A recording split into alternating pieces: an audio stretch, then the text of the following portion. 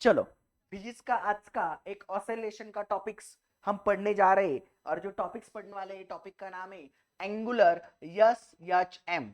ठीक है, मतलब angular simple harmonic motion. Okay, and then बेटा इसका हमें बनाना है डिफरेंशियल इक्वेशन। क्या बनाना है? Differential equation. अब ध्यान से पढ़िए बेटा।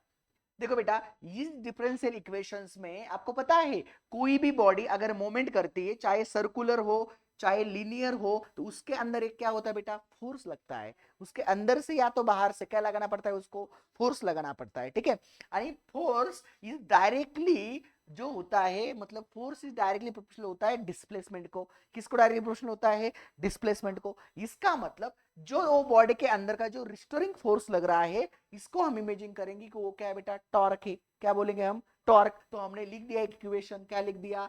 Torque is directly proportional of the angular displacement of body. मतलब अगर हम किसी बॉडी को फोर्स लगा रहे हैं तो वो बॉडी डिस्प्लेस होती है, मतलब उसकी जगह चेंज होती है। इसी को हमने बोला थीटा। क्या बोला बेटा? थीटा बोल दिया। और जो उसके अंदर के फोर्स लग रहा है उसको क्या बोला? टॉर्क बोल दिया। ठीक है, देन आपको पता है अभी एंगुलर बोला है। एंगुलर मतलब कैसी होंगी बेटा? Body move, circumference of circle, मतलब ऐसी वो गोलाकार क्या करेगी बेटा? मूव करेगी, मूवमेंट करेगी। तो बेटा जब आपको पूछा जाता है define the angular S H M, म्हणजे सिंपल हार्मोनिक मोशन एंगुलर, तो आपको डिफिनेशन लिख सकते हो। आप क्या लिख सकते हो? Angular S M H is defined as a torque of a body.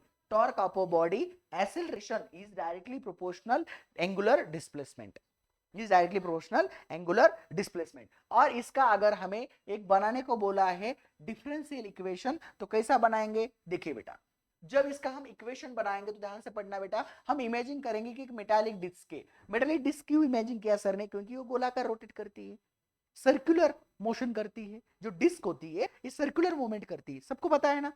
ठीक है, सर्कुलर या तो हॉरिजॉन्टल। तो लेकिन हमने इमेजिन क्या किया? वो सर्कुलर कर रही है। ठीक है, चलो। तो बेटा disk when the twisted perform the oscillatory motion, जब वो घूमने लगेगी तो ऑसिलेट होगी, मतलब मोशन स्टार्ट होगी। रिस्टोरिंग टॉर्क एक्टिंग अपॉन, और उसके ऊपर कौन लगेगा बेटा? रिस्टोरिंग टॉर्क लगेगा। रिस्टोरिंग टॉर्क लगने के बाद for the angular displacement of theta, तो हमें पता है टॉर्क इज डायरेक्टली प्रोपोर्शनल क्या होता है बेटा? डिस्प्लेसमेंट होता है। देन हम जो ये डायरेक्टली प्रोपोर्शनल का साइन है इसको रिप्लेस करेंगे। किससे रिप्लेस करेंगे? तो सी से रिप्लेस किया। किससे रिप्लेस करेंगे हम? सी से रिप्लेस करेंगे। ठीक है बेटा, जब इसको हम सी से रिप्लेस करेंगे तो जो सी रहेगा ये क्या रहेगा? हमारा प्रोपोर्शनलिटी कांस्टेंट। इसका मतलब जो प्रोपोर्शनलिटी साइन होता है इसकी जगह पे कौन आएगा? हमारा सी आ जाएगा। ठीक है, तो बेटा जो this disk is moment of inertia, अगर ये डिस्क को हम इमेजिन करेंगे मोमेंट ऑफ इनर्शिया के बारे में, ठीक है, मोमेंट ऑफ इनर्शिया के बारे में, ठीक है, जब करेंगे तो क्या होगा? रुको, कोई दिक्कत नहीं।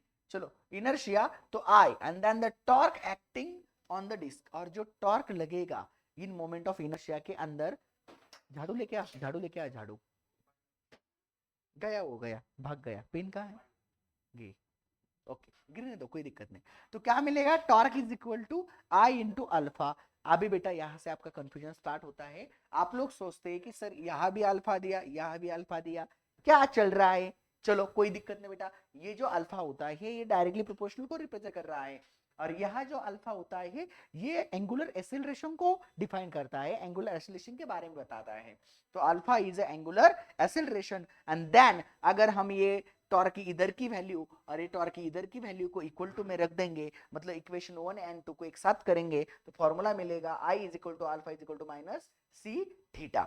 ओके, एंड देन आपको पता है बेटा जो हमारा एक्सेलरेशन होता है, acceleration is equal to linear क्या होता है? D square x divided by d t square, जिसको बोलते हैं लीनियर एक्सेलरेशन। और जो आपका एंगुलर होता है d square theta divided by d T का स्क्वायर। ये फॉर्मूला हमें मिल जाता है। ठीक है, देन ये अल्फा के जगह पे सिर्फ क्या करेंगे? हम वो वैल्यू को पुट करेंगे। जैसे ही पुट करेंगे तो हमारा फॉर्मूला क्या बन जाएगा? आई, और इधर क्या था? देखो हमारा इक्वेशन क्या था? I alpha is equal to minus C theta, ये फॉर्मूला था। इसके जगह पे सिर्फ अल्फा के जगह पे अल्फा की वैल्यू रख दी। क्या वैल्यू थी अल्फा की? अल्फा की वैल्यू थी D square theta divided by d T का स्क्वायर। ठीक है, ध्यान, उसको क्या मिलेगा भी बेटा? ये माइनस में था, इसको लेंगे तो प्लस में। अभी जो ये इक्वेशन हमें मिला है, यही इक्वेशन हमारा क्या होता है? This equation is called as differential angular S H M. तो इसका क्या है? ये एक टॉपिक हुआ हमारा।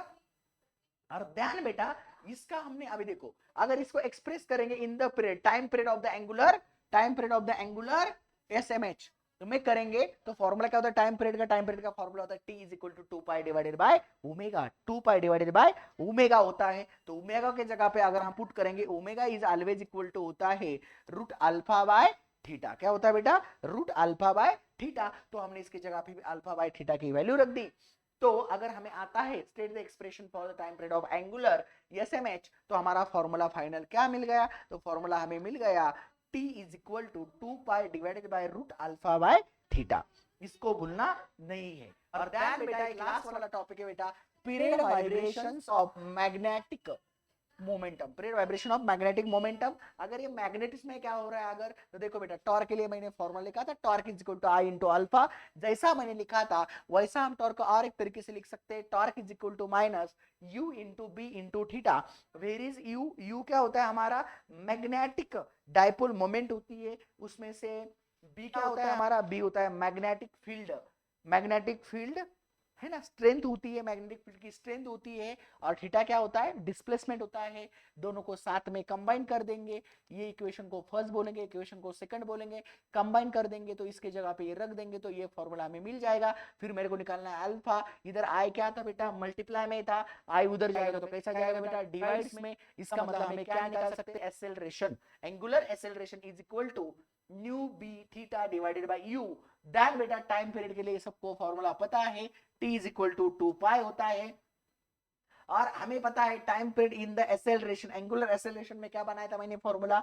t is equal to 2 pi divided by root alpha by theta. और ध्यान बेटा, ये दोनों इक्वेशन को साथ में करेंगे तो क्या होगा? देखो, अल्फा के जगह पे सिर्फ इस ए वैल्यू डाल दी, ए वैल्यू रखने के बाद थीटा थीटा गेट कैंसल, फिर क्या बचेगा हमारे पास? 2 पाई, और इसका होगा रेसिप्रोकल, तो I is divided by new into B. और देन हमें एक फाइनल फॉर्मूला मिलेगा, जो हमें मिलेगा period vibration of magnetic momentum. वो क्या मिलने वाला है? देखो बेटा, जो आईएमपी रहने वाला है T is equal to 2 pi root I is divided by new into B.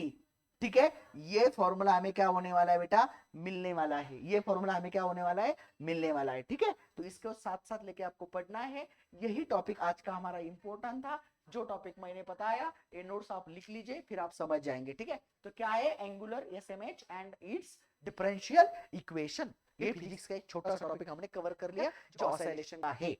ठीक है, तो इसी तरीके से हमारा आज का फिजिक्स का लेक्चर खत्म होता है। अभी होगा हमारा नेक्स्ट लेक्चर। चलो मिलते हैं नेक्स्ट लेक्चर में।